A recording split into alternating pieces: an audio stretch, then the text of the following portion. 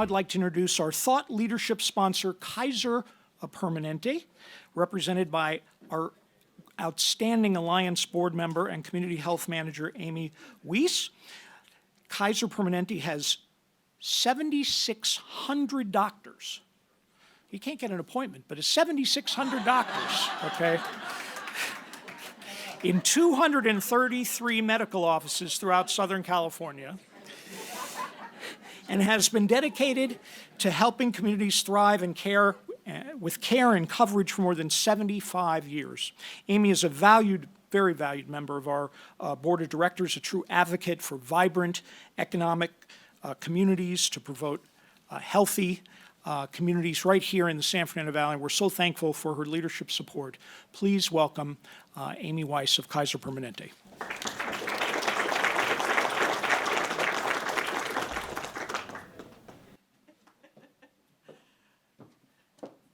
Gotta love Fred in that intro. Good morning, everyone. I'm Amy Weiss. I'm the Community Health Manager for Kaiser Permanente across the Valley. So nice to see so many of my friends in the audience and meet new friends. I am one of those, you heard me in the beginning, one of those proud alumni from CSUN, a Matador. Woo! I actually started at Northridge right after the earthquake, so I have to give a lot of credit to the Valley Economic Alliance forming right after the Northridge earthquake and being part of the economic engine, keeping business here, helping business thrive, supporting Northridge. So happy to be here today. As you may know, Kaiser Permanente has 7,600 doctors. We're the largest nonprofit integrated healthcare system in the country and heavily focused on prevention. But in community health and in my role, we really are looking at the social determinants of health, those things that affect every one of our daily lives and our health in community before you even speak to a doctor or come to a doctor's office. Social determinants of health like education, housing, economic opportunity, and transportation, all in mind with equity. So we are especially proud to have our next speaker here today and want to thank you for being here. I'd now like to introduce our, oh, that's me. Sorry, that was you. Fred, you're not turning the pages here. I'm honored to introduce our next speaker, Stephanie Wiggins, Chief Executive Officer of the Los Angeles County Metropolitan Transportation Authority. In her current capacity since 2021, Ms. Wiggins oversees an agency that runs the third busiest transit system in the United States and is the lead transportation agency for 10 million residents of LA County. Ms. Wiggins also served as CEO of Metrolink, the nation's third largest passenger rail system, covering 538 miles throughout Southern California. With 4 major projects underway in the Valley, Metro is integral to the major projects, to the regional development in the Valley, and we're so pleased to have Ms. Wiggins share her insights with us today. Thank you. Ms. Wiggins.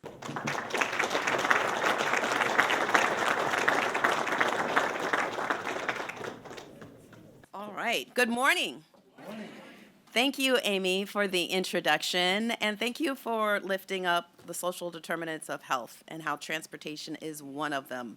So thank you. Just another way that Metro can partner with the Valley in meeting our goals for a more livable and sustainable community.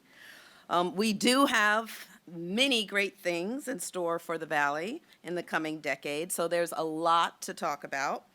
I'd like to start off, though, by recognizing and thanking our wonderful new Metro board members, Mayor Karen Bass, who you just heard from today, and later on you're going to hear from Supervisor Horvath, who's also one of my newest board members.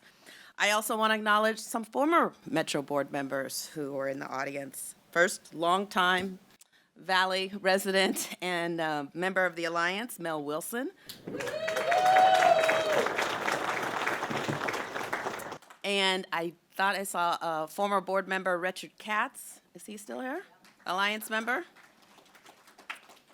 For Richard Katz, actually, this month is an anniversary. It's 30 years since Mr. Katz, when he was in the legislature, actually created the legislation that created Metro, right? 30 years ago today, it became law, and in April of this year, it'll be our official anniversary when the first board actually met. So, if you're ever upset about anything that Metro is doing, Sherman Oaks Homeowners Association, you only need to find Valley resident Richard Katz, all right? I'd also be remiss if I didn't acknowledge the other Metro board members who represent the San Fernando Valley on the board today, and they include our chair, our Nigerian from the city of Glendale, Supervisor Catherine Barger, and LA City Council President Paul Krikorian. We couldn't do anything we do at Metro without the support and guidance of our board and their representation for the Valley, so I thank them for that. And then, of course, I want to also thank Chairman Gaines and CEO Sonia Blank for inviting me to address you all today. So transportation is economic development, and given the Alliance's mission to raise the economic vitality across the region, I look forward to continuing to partner with you to advance our collective goals. At Metro, our moonshot goal is to become LA County's first choice for transportation. And now, I know that's a tall order in a place as in love with the car as LA. But truly, I believe that the programs and projects we're pursuing are getting us closer to that goal every day. So as part of our region, our future, today I want to highlight how Metro is your partner in fostering a thriving, sustainable, and equitable economy. And I'd also like to talk about how we're making improvements to our service today to make it an easier, cleaner, safer, and more attractive transportation choice for the Valley. Now, I'll start with what at first looks like a typical map of Metro projects and programs in and around the Valley over the next decade. But it's more than that. I must point out that this map looks significantly different than it did a decade ago. We've shifted some of our strategies, we've adjusted to new realities and listened to community feedback, and we are designing a network of improvements that represent an investment of over $5 billion in the next decade in the Valley that will greatly improve mobility and foster economic vitality across this region. So why? Well, you heard the mayor just say it. With more than 2 million residents, the Valley is bigger than the population of North and South Dakota combined. Our biggest investment in the near term in the Valley is phase 1 of the East San Fernando Valley Light Rail line. It's an almost 7-mile light rail project with 11 new stations. That's beyond the 2 stations that are in the Valley today. So 11 new stations and a new maintenance and storage facility for the trains. The phase 1 of this line will run from the Van Nuys station on the G and the Orange line along Van Nuys Boulevard, meeting up with our Metrolink Ventura County line and Metrolink Antelope Valley line in Pacoima. So this is what we call in the business a mega project. The preliminary project estimate is $3.5 billion. Now, that's a lot more than when Measure M passed in 2016. And let me tell you, I don't know if anybody saw the news last night about the rising cost of eggs, but everything is out of control, right? Eggs, $15? Eggs? Okay. So there's a rising cost of everything that's going on, the rising cost of materials, labor, real estate. So the Metro Board, led by our chair, Nigerian, has championed a focus on capital cost control. So as a result, one of the new delivery strategies that we will deploy on this project is called Progressive Design Build. Now, this strategy is designed to manage cost growth and identify constructability challenges a lot sooner in the design process so we can better be more transparent and inform the board about the consequences and the trade-offs of some of the design options before them. So at the top of this map, you'll also see the alignment for phase 2, which will extend the line to the Silmar San Fernando Metrolink station. Now that segment is still in the early phases of development. I'll talk a little bit more about the ways we're preparing to help the communities along the line weather the construction disruptions a little later in this presentation, but I want to talk a little bit about the economic development benefits of this line. So this line travels along one of our busiest travel corridors with some of the highest employment densities of anywhere in the valley. Our buses today along this route carried about 19,000 people on an average weekday in October. We're projecting that the light rail line will carry about 35,000 riders a day when it's fully built out. So more riders mean more customers for retail, restaurants, and service industry businesses, and more overall economic development for the valley. According to our 2019 economic study, this line will create about 25,000 jobs during construction and induce about 8,000 more over the construction period due to spending in the corridor. And after it's built, with its connections to 2 Metrolink lines and the Orange Line, it'll truly be a critically important link for the valley's mobility. Next up is our Orange Line Improvements Project. The Orange Line has been extremely successful since its opening in 2005, nationally known for being one of the most successful BRTs in the country. And now we're making improvements to make it even better. We're giving the line railroad-style 4-quadrant gates at up to 35 intersections. We're installing grade separations at Van Nuys and Sepulveda Boulevards to ease congestion. We're making bike path improvements, and we're giving it capacity to deliver 10,000 more trips per day using its all-new zero-emission buses. So we estimate this project will deliver up to 30% shorter travel times for riders between Chatsworth and North Hollywood, so it's a major improvement on what's already there. We're also improving the speed and reliability of our buses that serve major arterials in the San Fernando Valley, including ones that serve the students right here at CSUN through our North San Fernando Valley Transit Corridor Improvement Project. Now, this was originally contemplated as a new single bus rapid transit project like the Orange Line, but we made some changes after getting feedback from the community.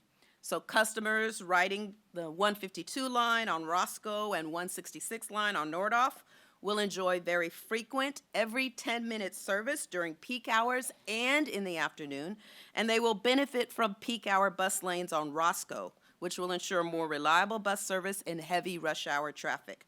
We're also installing dozens of bus bulbs on city streets, which allow buses to pull out of traffic lanes to safely and quickly pick up passengers. And we're building 5 major bus stop facilities with amenities at key locations. And we're making improvements to about 400 bus shelters. In addition, we're converting all of our buses to electric, and we're giving buses traffic signal priority on 7 major streets. These improvements will make our buses throughout the valley faster, more reliable, and make transit a more viable alternative to car travel for many trips. Together, these 3 projects alone will vastly improve on the service we offer currently in the valley, and they'll all be done in the next 10 years. The network we're building will make Metro a truly viable alternative to the car for many Valley residents, and we're confident that Valley residents will see and notice the difference and make Metro their first choice for transportation. But we're not stopping there. Last April, we approved the final environmental impact report for an all-new bus rapid transit line from North Hollywood to Pasadena.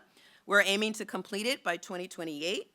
We're also evaluating converting the carpool lanes on the 405 to express lanes from the 10 to the 101. And for those who haven't used them before, express lanes are dynamically priced toll lanes that also double as carpool lanes. If you meet the requirement for a carpool, you can use the express lane for free. If you don't, you pay the toll, and we reinvest a portion of those toll revenues into programs that help transit users and invest in improvements in the community. So our experience over the last 10 years has shown us that express lanes help increase carpooling by making trips faster. Prior to express lanes in 2012, during the rush hour, regular carpool lanes on the 10 were only averaging 42 miles per hour. Now they're averaging 55 miles per hour. So we're looking forward to continue to make progress on that initiative.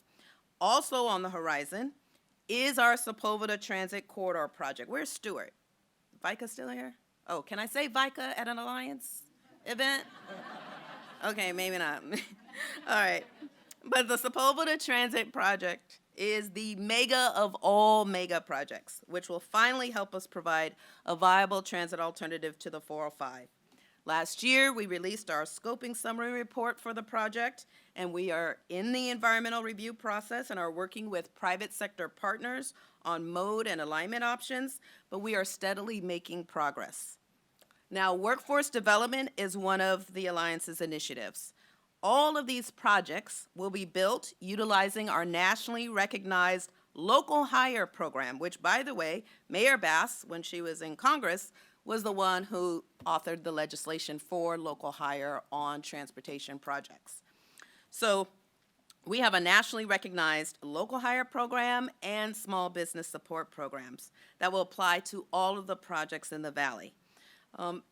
Take the East San Fernando Valley Line, for example. All our construction projects are built with union labor, and we have targeted local hire goals for where those workers come from, which means they have to come from LA County. At least 40% of the construction workers for this project come from local low-income communities in Southern California. 20% of the workers will be apprentices, and 10% of the workers will be disadvantaged, like women in construction trades, the formerly homeless or incarcerated, and returning veterans. Small and disadvantaged businesses are also a critically important part of this puzzle. We've set an 18% disadvantaged business goal for phase one of this $3.5 billion project, which will ensure hundreds of millions of dollars from this project will flow to small businesses. Now in March, we're bringing to our board a report on the performance of our pilot business interruption fund on our recently completed K-Line project. On the K-Line, the business interruption fund helped hundreds of mom and pop businesses directly impacted by construction weather the impact. It helped to ensure that more than 80% of the businesses that were there at the beginning of the K-Line construction were there at the end of construction to realize all the benefits of the project. Now, that construction duration period was for 8 years. 8 years with a pandemic. And so to have 80% of the small businesses still be there at the opening back in October was pretty impressive. We're looking to replicate that success for businesses along the East San Fernando Valley Line corridor. According to our 2020 study, there are more than 1,000 small mom and pop businesses located within the project alignment that may be financially impacted by project construction. So we want to ensure that the next iteration of the Business Interruption Fund for the Valley considers lessons learned on the K-Line so that we can maximize the impact of this resource for your region. Now, all of these projects are part of a network of transit improvements in and around San Fernando Valley, and they take into account how transit has changed in the last few years. Notice we're not putting all our eggs in one basket. We're not relying on one rail line or one BRT project to improve service to the Valley. We're making improvements to the whole network, and in that way, we're aiming to realize some real synergies in our service offerings. So what does that mean for economic development in the Valley? The Valley should see marked improvements in the speed and reliability of the transit system and how it interacts with car traffic along major Valley arterials. Students at CSUN and other schools in the region will have a lot better access to the rest of our expansive rail and bus network, especially once the East San Fernando Valley Line opens. People who ride transit will enjoy new amenities, bus shelters, and multimodal mobility hubs, which could give more opportunities for retail. And most of all, better connections to destinations both inside and outside the Valley. And though we're in the very early stages of this process, Metro will also be partnering with the private sector to develop transit-connected, affordable housing, retail, and community amenities on our unused land holdings through our joint development program. Now, while all these projects sound great, we know that we can't be the Valley's first choice for transportation unless we improve the customer experience on Metro for all our riders now. Transit ridership in LA is about 70% of what it was before the pandemic, Now, as travel patterns have shifted and fewer people are commuting to 9-to-5 jobs, what are we doing to bring ridership back? Simply put, we're deploying a suite of programs and service improvements designed to make transit much more accessible, affordable, comfortable, and useful for all our customers and prospective customers. So this is more than just talk. We're digging in and making evidence-based, meaningful improvements to our service to make it more appealing to all our customers. Let's think like a transit customer for a moment. More specifically, let's think about the perspective of a transit customer who is a mother with a child. Now, 51% of the Valley's population is female. Is that saying something, ladies? 51%. Back in 2017, when I was Deputy CEO at Metro, I helped form an internal group to look at our transit system from the perspective of women. Now, as part of that work, we conducted a study called Understanding How Women Travel. No study like this had been conducted in the U.S. to that point. So what did we find? We see a greater percentage of women riding during afternoons of 12 to 4 p.m. They make more frequent trips, and they go to different destinations than men. 57% of our female transit riders bring their kids along with them on their trips. 90% of our female customers ride the system more than 3 times a week. Women make more transfers across transit lines, and they often make multiple stops on the same trip, perhaps indicating that they are using the system to run errands. It also found, perhaps unsurprisingly, that concerns about safety are top of mind for female transit riders. That finding was also backed up by our most recent customer survey, where 55% of our female riders rated safety from crime, sexual harassment, racial or ethnic harassment as one of their top 3 concerns. So with this in mind, we asked ourselves, what could we do to make the transit experience better for women? So why? Well, we know that when we improve the experience for women, the experience improves for everyone. We took this information and we started the process of making changes to our system, and you are starting to see the fruits of those efforts now. In 2021 and last year, we deployed our next-gen bus strategy that increased service in the afternoons and improved the way the system works for people who don't just use a single bus, but who transfer lines frequently. This is more in line with how women travel. Because of next-gen, 2.2 million more people in LA County now have access to a bus that runs every 10 minutes in the afternoons. That's a 716% improvement. This slide shows what we did in the Valley. As you can see, whereas before, buses used to run every 30 minutes or more in the afternoons, now most of them run every 15 minutes. That saves working parents a lot of time when they're running errands or picking up kids. Speaking of kids, 23% of the Valley population is under the age of 19. If a child is under the age of 6, they ride free on Metro. The fare is also free with Go Pass, which is another new pilot program we started last year, which provides free rides to K through 12 and community college students at participating schools. As of last count, about 39,000 students who attend San Fernando Valley schools use Go Pass. By the way, CSUN students get heavily discounted transit through our UPass program as well. What's more, if our parent is low income, she can sign up for our Life program and get all her rides for no more than $6 per week. And if she's not low income, her fares would be capped at $18 a week with the TAP card. So Metro is an incredibly affordable option for working families. So what about safety? Well, we've also started implementing our reimagined public safety plan as well. By the end of this month, you'll see about 300 Metro ambassadors in bright green shirts deployed across our system. Ambassadors are some of the friendliest, helpful people you'll ever meet. Their job is to support, connect, and report. Support our riders, connect those who need it to resources, and report issues on the system. They make our system friendlier and add to more eyes and ears to ensure we're delivering the best service we can. We're also evaluating the need for more transit security officers to help us step up enforcement of our Metro Code of Conduct, which should help address issues related to harassment. We've also increased cleaning and dedicated cleaning crews at the facilities and stations that need them the most. We've targeted law enforcement and metro security presence to hotspots on our system. We've improved lighting and made our cameras more visible at our stations, and we've increased our homeless outreach efforts.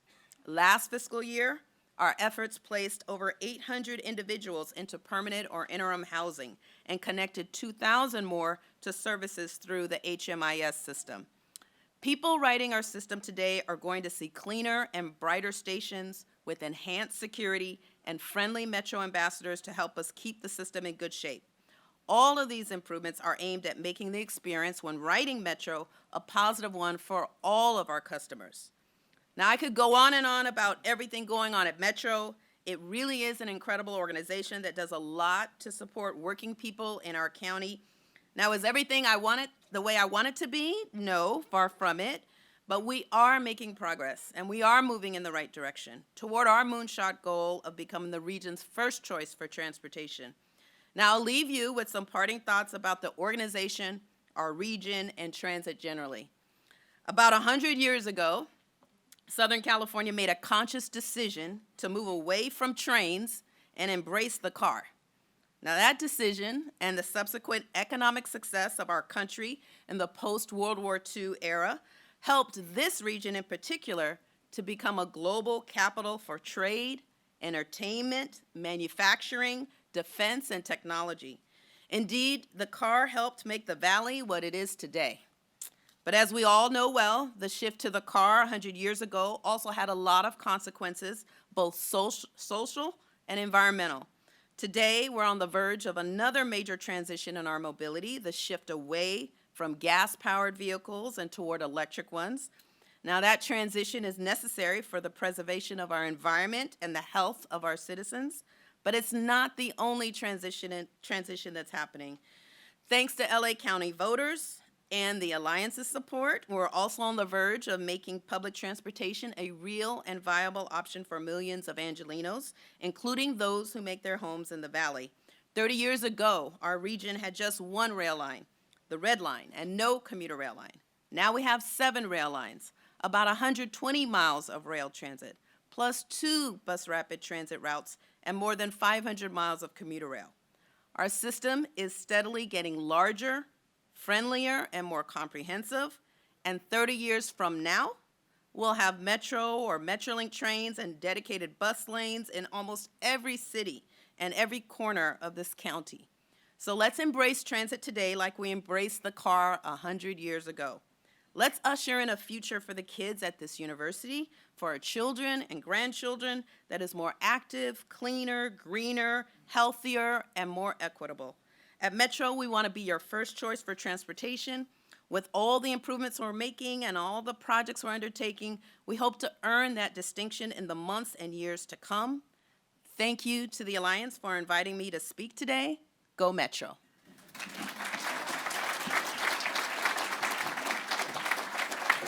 All right, let's hear for Ms. Stephanie Wiggins. Thank you, Stephanie. Wonderful, wonderful leadership in our county.